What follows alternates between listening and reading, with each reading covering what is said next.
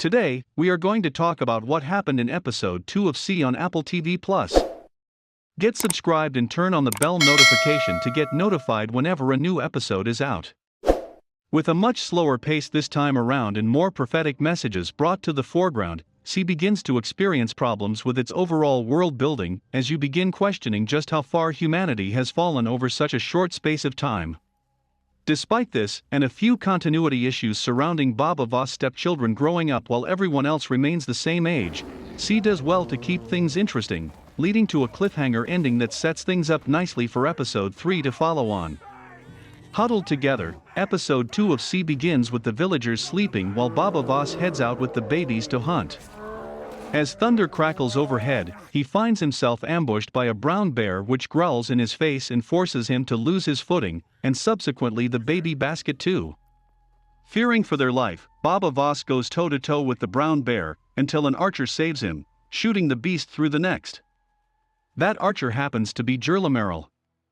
As it happens, he does have his sight, and he looks upon his children with pride, telling Baba to take care of them as they grow. He gives him the key to a box which holds knowledge for this world and implores him to open it when the time is right for the children. Determined to find out what it holds, Baba Voss heads to the aforementioned cave in the waterfall and finds the box, promptly bringing it back home to his tent. Meanwhile, Getherbax and Magra head out to find Shadow, a strange, nimble woman who dances her way through the forest without being detected. While in her presence, they ask her to follow Paris in order to find out if she's a witch or not. While the Shadow stands in the corner of the hut listening, Baba Voss opens the box where he finds numerous books and documents. It turns out the Witchfinder burnt many of the books back in the old days, but when, why or how this happened remains a mystery. The Shadow returns after her mission and tells Magra what she knows. It turns out there's no news about Paris being a witch, however he doesn't need it. Instead, Getherbax decides to spread it anyway to rid them of Paris. As he throws a bottle containing a message down the river, Baba Voss confronts him some time later about whispers on the wind. Here, he tells him that if anyone has anything to say, they should say it before he finds them first. It feels more like a challenge than a suggestion, but it's enough to unsettle him nonetheless. Meanwhile, trouble stirs with the Queen as the people question her rule.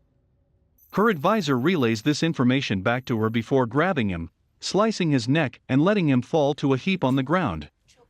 Determined to prove her dominance over the others, she holds two captives up by chains as the rest of her close advisors watch on. The prisoners lament her rule and tell her she's not a god.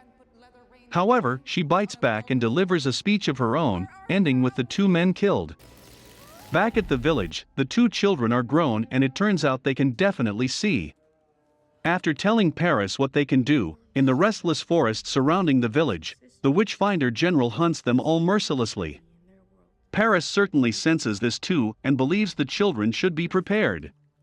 However, when she asks Magra to give up her hatred and find Gerlamerl, she simply gives her the cold shoulder and tells the elder to go away.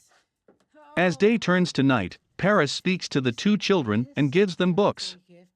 From here, an unspecified period of time passes as both Kofan and Hanua are now grown fully into teenagers, despite everyone else in the village having not aged in the slightest.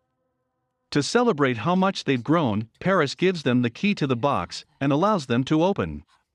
However, Baba Voss has difficulty accepting this as he wasn't the one to guide them down this path.